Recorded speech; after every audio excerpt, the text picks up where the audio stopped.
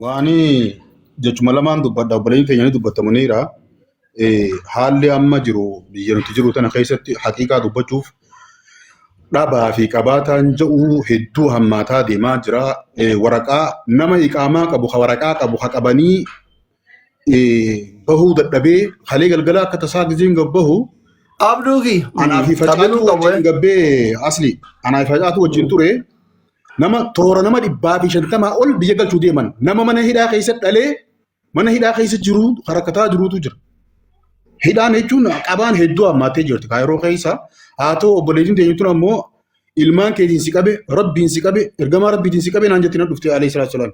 Haqiiqaa rakkoon isiidhaa oggaa himatu dhugatti nama rifachiisa garuu namni keenyallee gargaarsa hifate.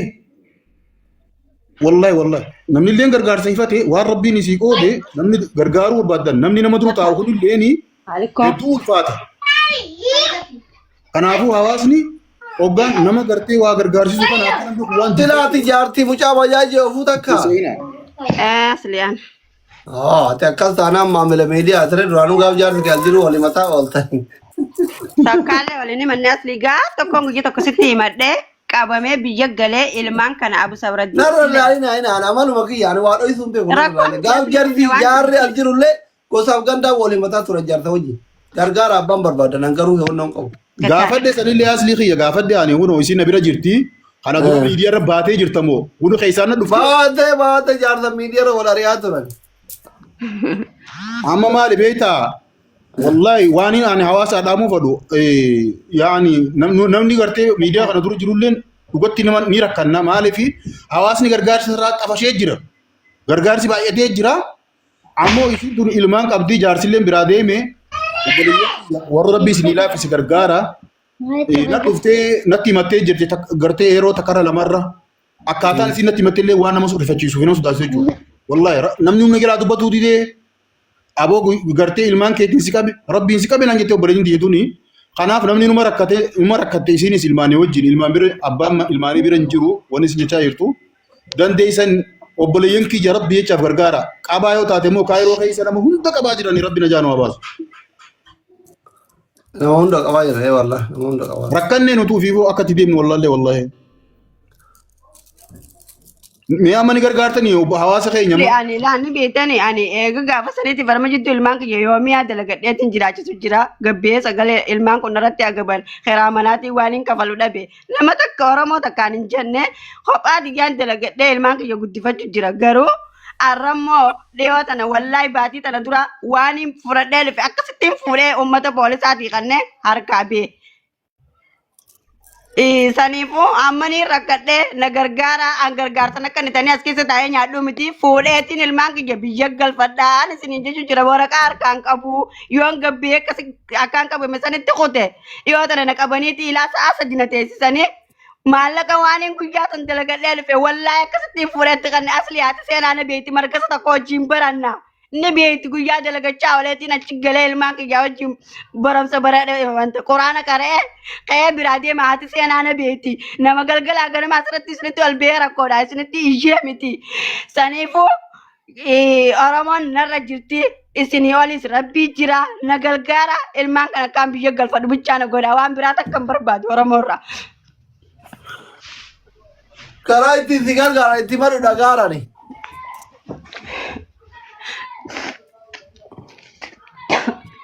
Maal irratti si gargaaran akkaawuntii itti madhu abbaa rabbi laafisee si haa gargaaru. Warri biyya alaa jirtanii hawaalaadhaan gargaaruu dandeessanii akkaawuntii biyyaa yoo qabdaa himadhu.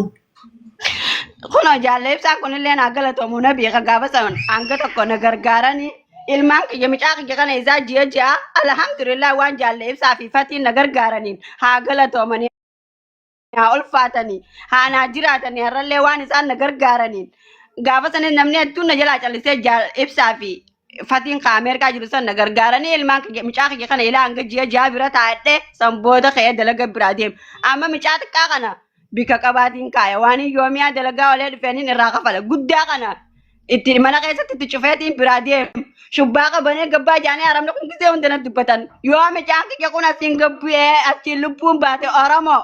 Booda sheenaan akkanatti isin hafne ilmtala takka ilmoon jilaa duuteettanii akka waan biraati isin dubbanne asumaan naa dhagee haadhaadhaa bara. Wallaahi. Mudiitu mul'ata. Haadhaan laaniinis dhageessanii. Furmaataa mitiiti akkaawuntii himadhu siin jechaa jiranii bar. Mee jaalibsaa dubbadhu. Jaalibsaa dubbadhu kan gargaaraa ture. Ilaala akkaawuntii ta'e himadhu yoo sirratti himachuu illee hin dandeenye miseenjara natti ergi. Akkaawuntii himadha qola keessa galte. Amma durallee gargaaraati turree guyyaa tokko nu dhuftee akkuma tasaa hatiin faan fuudhanii guruuppii isaaniitti wajjin akkuma guruuppii qabanii gargaaranii erganii fi achi asillee narra bilbilaa turte hanga irratti kun olaal miseenjara narra bilbilteen diimaa irra deebiirraa harkaan kun hin beeku jee diimaa irra deebi wallaahi dadhabee jechuusi galee narra bilbilaa jirti hanga ammaa rabbii jaana gargaaraa jetteeti. Eega rabbiin mana aslii kana sii laaffisee rabbiin asii fide Oromoo xiqqaattus guddattus asliin kalees nama gargaarsaa ture. Dheengaddaas nama gargaarsaa ture. Dheengadda duraas nama gargaarsaa ture. Arra silaamanni aslii waa gargaarsa irra fidanii miti. Amma aslii dhufteetuma itti ol seente miti yoon akkuma tasatti gisee na jala taa'ee dhaggeeffadha uwwisa bira diintu himaa jira. Wallaahi amma namni gargaaruuf ni jira jeetis waan yaadu abbaan rabbi laaffiseef abbaan rabbi laaffisees asliirraas hin laalina. Nurraas hin laalina. Yoo rabbiin sii laaffise dirqamtee osoo hin taane isuma tanaa jii bakkuma kalee 20 irraa baaftee 30 irraa baaftee nama gargaaraa turte san arrallee riyaaluma lamallee taatu doolara takkallee taatu waan rabbi isinii mijjeesse akkaawuntii isin qabdu irratti galchaaf galatooma Oromooyi obboleetii akkaawuntii ta'e himadhu. Ayyee. Sinjaa. Abbo kanuma.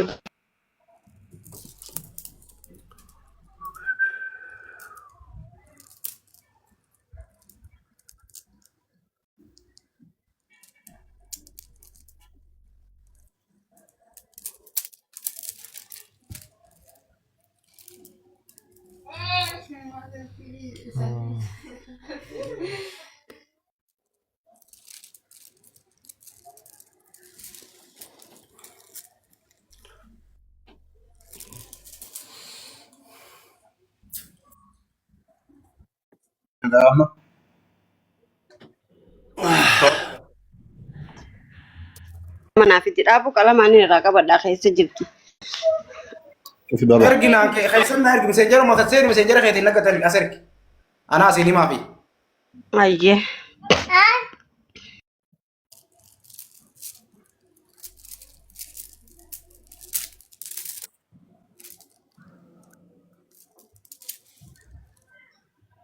Dhagayso. Maa ittaan? Obboleessa kiyya gargaarsa kana kadhachaa oolu dadhabne yoo rabbiin suma biiliyeenera godhee kasit dhufee hunda miiliyoona hangalchite yoo akkam jettu. Eesila. Rakkan yaa barsiisa. Rabbiin biraa kalu war. Hin danda'u haaliini. Hin danda'a rabbi biraa kalu bigayri hisaab rabbi nutti yaa kan nama hundatti.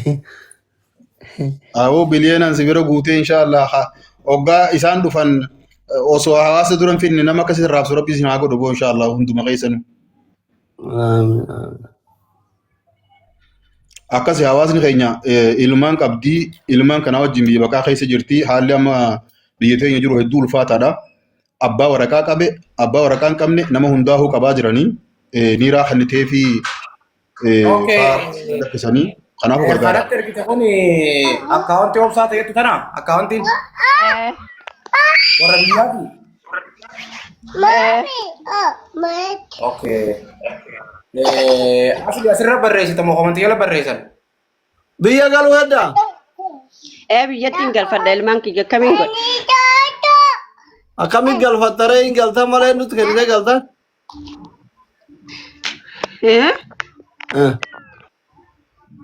Amma birrii bakki itti laafuu fi biyyuma laafaaf amma haayiroo gargaaraa achi gargaararra biyyuma laafaaf karaa gabaabaa sanboota isii tokko godhatu beekaa. Akkaawuntiin ta'e nuti. Akkaawuntiin ta'a obboleessa kiyyaati. Tanamaan duraan gisee waa qabu irratti erguufi turu.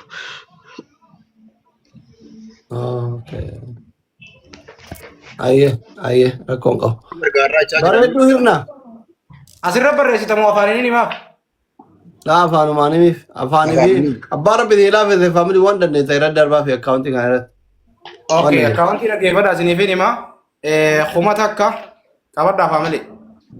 Abbaan rabbi dandeessisee irra dabarsaa fi kuma takka 28 muut godhadhooti. Irraan isinii deebi'aa kuma takka 28 82 23 28 2 irraan deebi'aa dhaggeeffadhaa. Kuma takka 28 82 23 28 2 maqaan eenyu jaa? Muut kaafadhu. Obsaa Mahammad. Obsaa Mahammad. Maqaan Obsaa Mahammad jaa. Waan dandeessanii bira abadha family. Waan dandeessanii. Namoonni karaa hawaalaatiin gargaaruu dandeessan immootu maqaan kee Muniiraa eenyuuti? Muniiraa Mahammadii lakkoofsa bilbila keetiiti himadhu. Duwwaa 10 takka. 40 takka. Duwwaa 40 takka. 26. 26. Duwwaa 9. Duwwaa 9. 47. 47 lakkoofsa isii kana hundi keessan.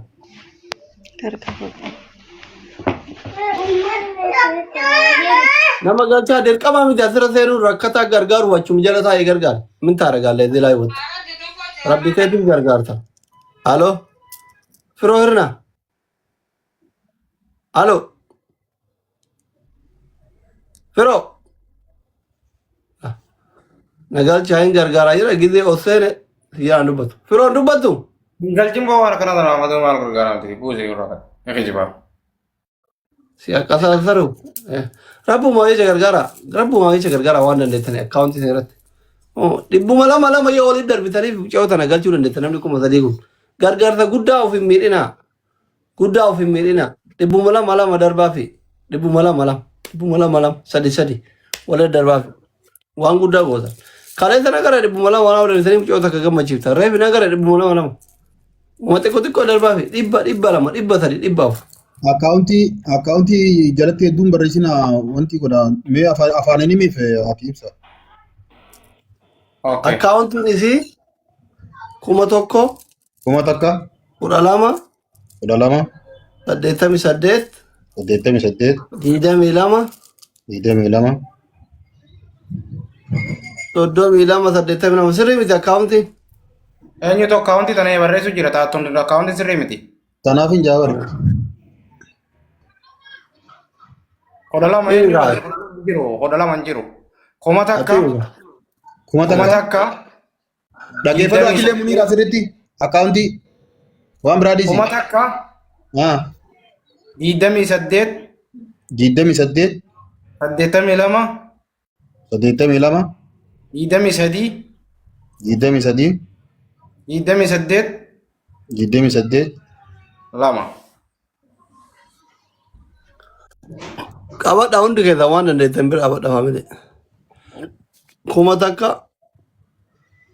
28 82 23 Aywa. 82 Aywa. 28 2 kuma takka 28 82 23 28 2. Obsaa Mahammadi maqaan. Waan dandeettan bira qabadha family.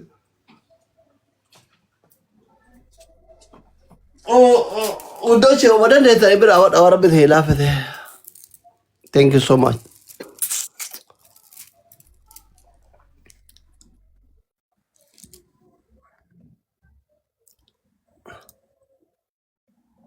Asal jirasa, isin Kairo jirtu boleyan. Ada ilmu lamati, abah Sing Cairo itu. Wanti di sini gargara insyaallah. Wanti di Undi kita wan deh tadi bera.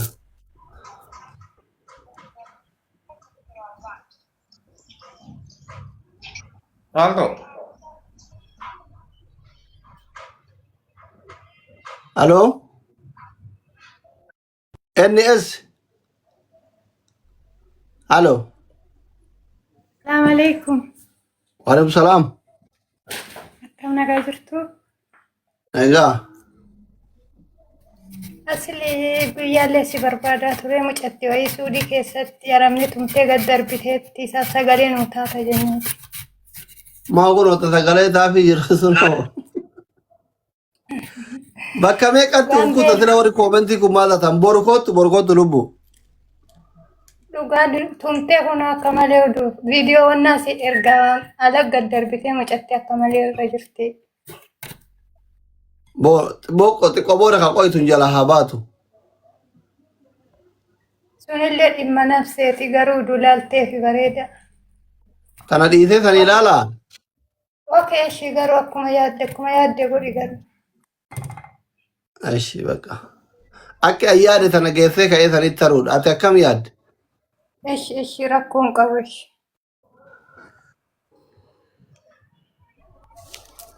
Akkas yaade. Akka ayyaade tana gara tokkotti qabee sanitti taruu yaade. Isin akkam yaadde? Ila please yeroo rakkataan tokko gasirra jiru kabiraa ol ergitaniitiin wannoo nama godhin haaka. Nama caccarannaqinaa.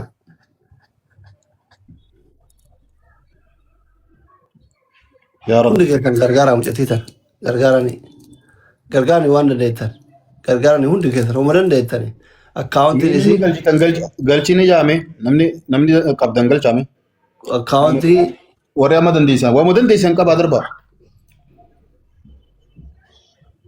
1,000 28 82 24 28 lama Muniira. Akhirri lama Muniiraan dhageessu. Itti beela jira laalaa jira jaarisa jara jarani. Ni dhagaa bara dhibsa ala argeetiin jira yoon barreeffadhe malee keessatti hin qaba malee mana. Ibsaa dubbisiif akkaawuntii uummata.